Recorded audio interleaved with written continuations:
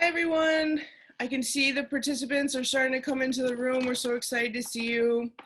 Welcome to the second day of the Newburyport Literary Festival online. My name is Leslie Hendrickson. I am on the steering committee. Just a couple of things before we get started. We're using the webinar format, so no one will appear on the screen except for the panelist. The session will last about 25 to 30 minutes, and there will be time for a few questions at the end.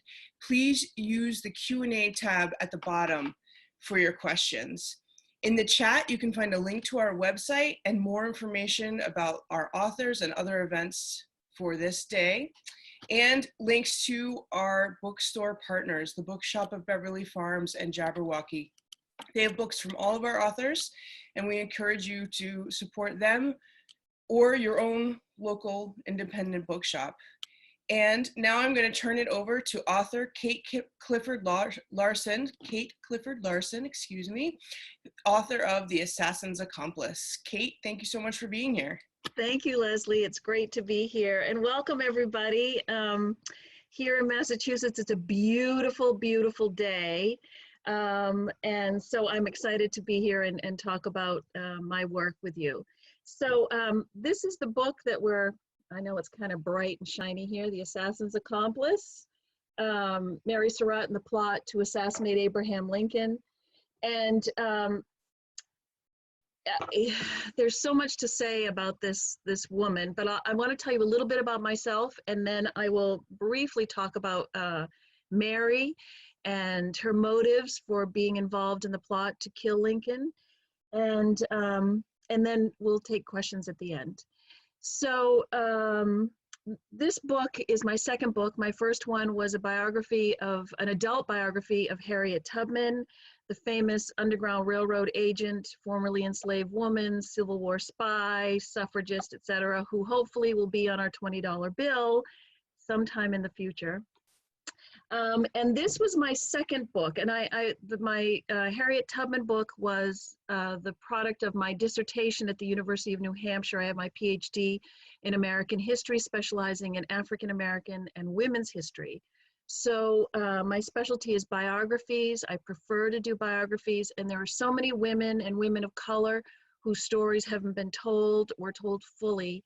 And so there's just so much out there to write about and women to celebrate. So I think I have enough work to do till I'm 100 years old. So, but Mary Surratt, so I started this book back in 2005, actually. And I've been very involved in everything Harriet Tubman for a long time. Once my book came out, I got involved with the National Park Service, the state of Maryland, the Harriet Tubman home in Auburn, New York. So I've been doing a lot of consulting for them to do interpretation centered around Tubman and her life as an enslaved person, her freedom fighting, and her later life. And so every day I Google Harriet Tubman's name to see how she's being celebrated or how her name is being invoked, and also if there's new research that's popped up about her. And one day in 2005, I was doing my daily search, and I came across a notice that the Surratt Museum in Clinton, Maryland, was hosting a bus tour to Harriet Tubman country on the eastern shore of Maryland. And I thought, Mary Surratt Museum, what is that? So I looked at it, and it was Mary Surratt's home site, her tavern that she ran during the 1850s and early 1860s.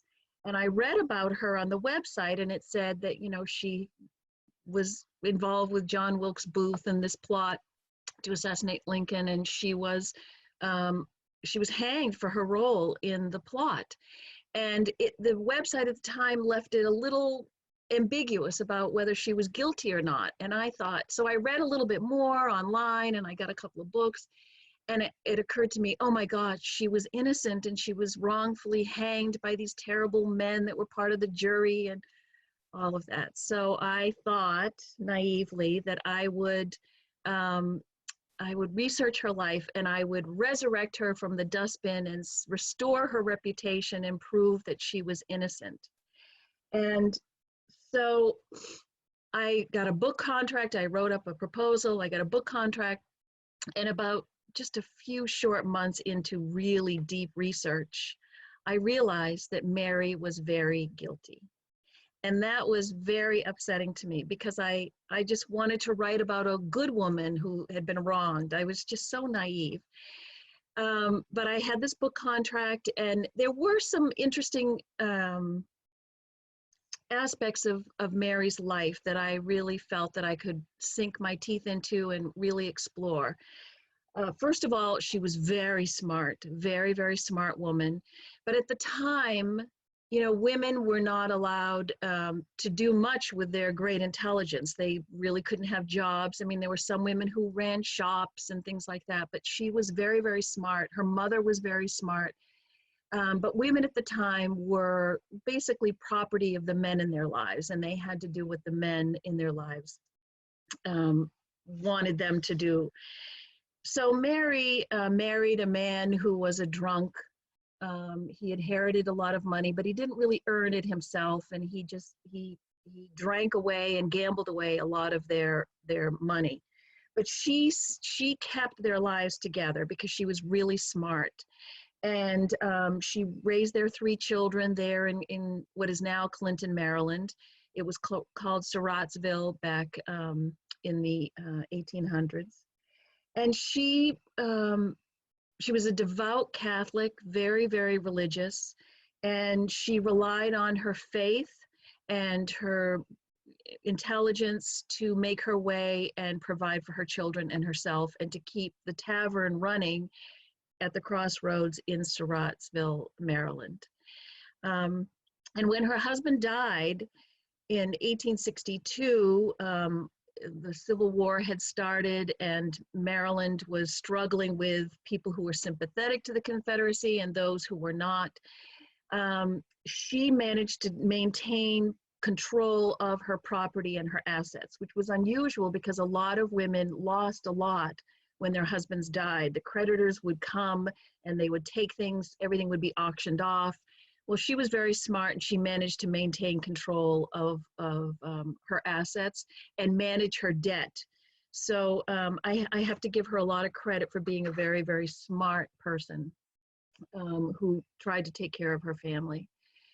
But she was also very much a Southern woman who was deeply embedded in the culture of slavery and the status that slavery accorded to her. She owned, that's the terminology of the day, enslaved people. She enslaved several men and women and children, and she loved that culture and that society. It elevated her to a position that it showed that she had some wealth, and she had the power over other people, other people's bodies, other people's assets, ability to create assets for her. So when John Wilkes Booth appeared in her life, she was willing and able to welcome him into her life and to support his efforts to help the Confederacy win the war. So her children were in their 20s when the Civil War started. Actually, the youngest one, John Surratt Jr., was in his teens when the Civil War started. Her oldest son, Isaac, fled to Virginia and joined the Confederate Army, and he spent his the entire war fighting for the Confederacy. So he was gone by 1862. Her husband, John, died in 1862, leaving her to run the tavern by herself with her young teenage son and her daughter, Anna. And the tavern was a very, very busy place. It was the post office for the area. People were coming and going all the time, and she had to provide food and lodging and the mail service. It also was a secret stop for Confederate spies who would come there because they had a sympathetic person who was running the tavern who would look the other way or provide safety for them. And because it was a post office, there were secret messages, dispatches coming from the Confederacy that could be sent through this post office to other Confederate sympathizers in other states in the North. So it was a busy, busy place. But of course, the Union Army wasn't totally stupid. They figured out that the tavern was a hotbed of Confederate activity in a Union state. And so they jailed young John Surratt, and they took the post office away from them and gave it to a Union sympathizer nearby. But John Surratt swore his loyalty to the Union so that he could get out of jail, and Mary began planning how she was going to protect her son and daughter. So she moved to Washington, D.C., where she owned a boarding house on H Street, which today is still there. It's a beautiful townhouse building with a Chinese restaurant on the first floor. And she moved to that boarding house. She rented her tavern in Maryland, in Southern Maryland, in Surrattsville, and then moved on to the boarding house, where her son started working to help the Confederacy even more. And it was easier to kind of hide out in Washington, D.C. Even though it was under Union control, you can imagine the number of Confederate sympathizers that were coming and going in Washington, D.C. It was the seat of Northern government. There were a lot of spies there. So she took in boarders and ran the boarding house. In the meantime, her son ended up meeting John Wilkes Booth. And John Wilkes Booth convinced John Surratt of his plan to kidnap Abraham Lincoln and bring him to Virginia and hold him for ransom so that the Union would liberate all the Confederate prisoners in jails and prisons in the North. So John Surratt helped him gather a group of co-conspirators who would help. Some of them were friends of John's and other friends of John Surratt's, and then some of John Wilkes Booth. So throughout from Christmas time, 1864, through the winter of 1865, they plotted and planned this scheme that Booth had to kidnap Abraham Lincoln and ransom him. And it was quite an elaborate plan, very, very elaborate. And it had a lot of moving parts. They had to figure out when Lincoln would be visiting the soldiers' home, and he would be not guarded so well, and they could capture him then, not from the White House. He would have to be out in public somewhere.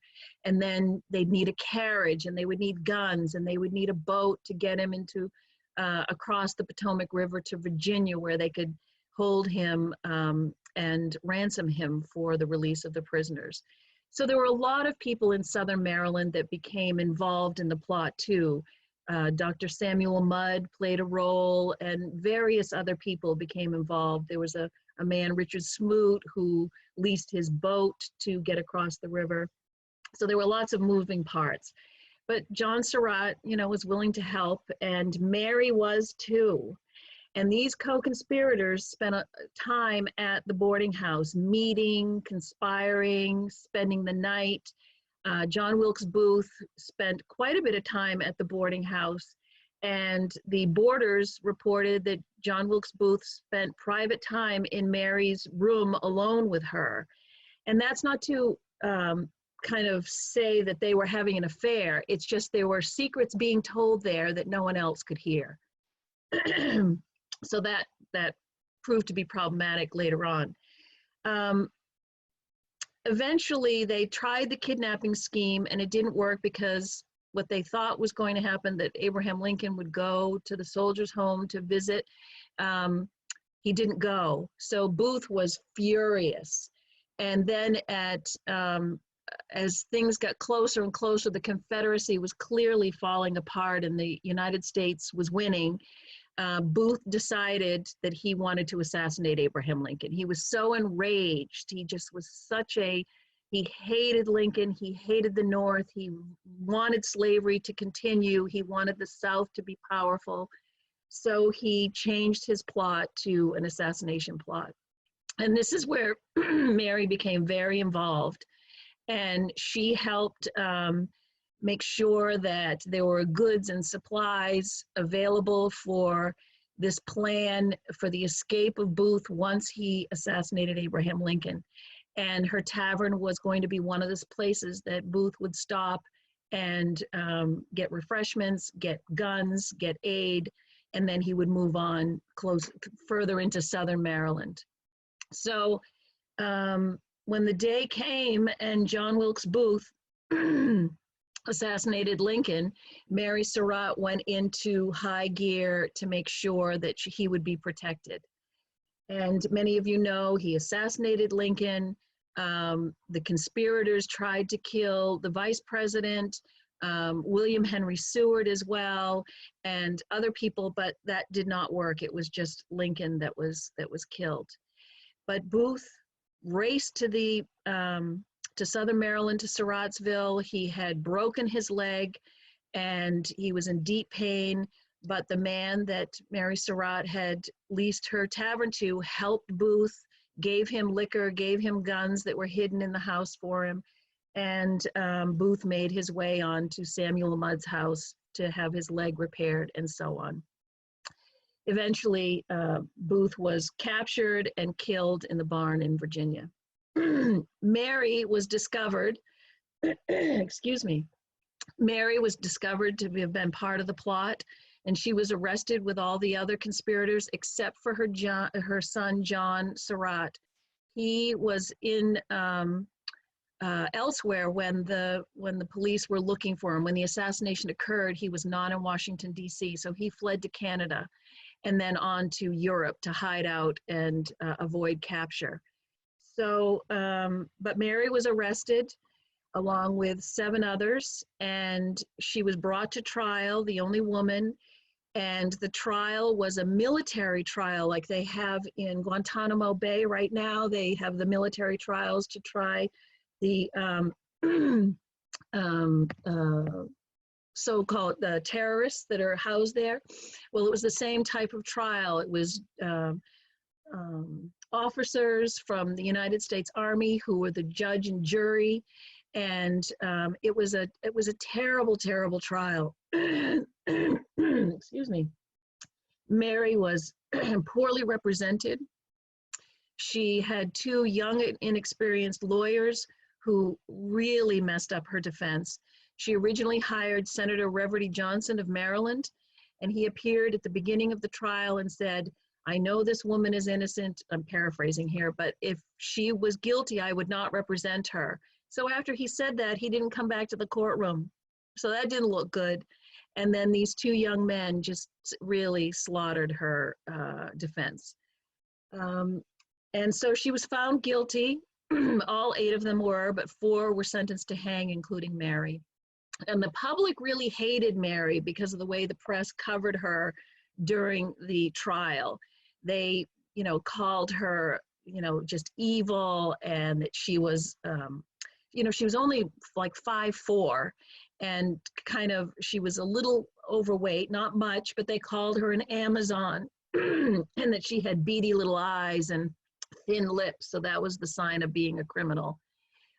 They were very, very cruel to her. The courtroom was tiny, it was hot, it was like 100 degrees by the end of the trial in May and June, and she became very, very ill. But when they finally hanged her, along with 3 of the other men, the world was shocked because this was the first time that the federal government had hanged a woman. The federal government had hanged men before, but not women. And all of a sudden, the public opinion changed, and everyone was horrified that a woman had been hanged. And her supporters really pushed this sort of marketing campaign to make her out to be this innocent person, and all these men had viciously hanged her for nefarious reasons. And that was the story that stuck, that she was innocent and she was hanged wrongly. And that story stuck till about the 1970s, when researchers from the Surratt Museum in Maryland started looking into it, and they started to determine that, well, maybe Mary wasn't so innocent after all. But by the time I came around in 2005, there hadn't been a book written about this in such a way. So when I did my research, and as I said, within a few months, I realized that she was guilty. So I just put the story together, and it builds and builds so that you recognize that Mary really, in spite of how smart she was a devoted Southerner, and she was a Confederate, and she wanted the South to succeed. And if it meant killing Lincoln, that was fine with her. And so the story has many twists and turns, and some of it is almost ridiculous in its the way the co-conspirators behaved. They made some really bad decisions, but ultimately Lincoln was killed. So I guess it doesn't matter that their decisions were pretty bad. And a lot of people went to jail initially because the police rounded up hundreds of people. But they ended up releasing practically all of them and having the trial only for these 8 people. Even though more people were involved, they went the other way. So Dr. Mudd and 3 others were sent to the Dry Tortugas to live out their sentences there.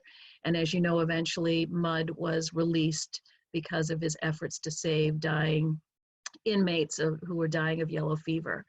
And his family has spent years trying to prove that he was innocent, but the evidence is overwhelming that he was involved in the plot as well. So I'd love to take some questions if there are questions out there. And Leslie, if you want to handle that, that's great. Thank you so much. Yes, we have some great questions. And the first one is, how did Mary reconcile her Catholicism with being a slave owner and participating in a murder plot? So the first part of that question is, there were a lot of Catholics in the South who enslaved people. Actually, there were several Jesuit plantations in Maryland, and they all enslaved people. Georgetown University was founded by Jesuits. They enslaved people. That's a famous story. Go look it up online. So there were lots of Catholics who enslaved people. So it didn't shake her at all. Now, her deep and profound faith, that is troubling, that she looked the other way when it came to murdering somebody. And she used that, and her defense used that, saying, look, she's such a pious, devout Catholic. How could she possibly have been involved in this plot? Well, we all know that Catholics, just like every other faith in the universe around the world, people commit murder and they support murderers. So she's just like the rest of them. You say her defense did a very poor job from the outset, but you say she's also guilty. Can you give some examples of the evidence against her? So she had very few friends, and so she asked her attorneys to get in touch with several Catholic priests to come and testify to her character. And when they all arrived to testify, they all said they really didn't know her very well. And so that kind of fell apart. And then, so the legal system back then was different. You could not testify in your defense unless, if you testified, then you could not be convicted. Well, she chose to go through the trial and not testify. There were other people who were willing to testify so they wouldn't be convicted, and they told their stories. So her attorneys would have these people who were giving testimony that was against Mary, and they would have them up on the stand, and they would repeatedly ask them over and over to repeat their testimony. Just in case the jury hadn't heard it the first time, they'd got it a second, third, and fourth time. It was strange. It was very strange that her attorneys would draw attention to the guilty information about her and not focus on the positive. Right. Weren't the citizens angry at her for the trial, but also the fact that she was part of the plot to kill the president? It sounds like the media portrayed her as that, but were people angry as well? So in Washington, D.C., it was very much a Southern-leaning city. So there were a lot of sympathizers in Washington, D.C. In the North, they weren't so patient with Mary. They were furious with her and furious with her son as well. But it was these people that really kind of ginned up the anger and frustration that the government had hanged a woman, and they just added on that she was innocent. And a lot of those people who did that sort of marketing spent the rest of their lives trying to convince everybody about how horrible Edwin Stanton, the Secretary of State, was, that he was involved in it. You know, all these crazy conspiracy theories that had no basis in reality, but they tried to draw attention away from Mary and that it was everybody else that was guilty and she was innocent. And what happened to her children? You mentioned that John escaped to Europe. Do you know what happened to him there? And then was her daughter involved? What became of her? So her daughter was probably involved, but she was like 22 years old. So they just, and she, you know, kept fainting all the time and getting sick all the time in the courtroom. So they, you know, they just didn't do anything with her. Isaac returned after the Civil War and he moved to Baltimore and he worked for the Baltimore steamship line.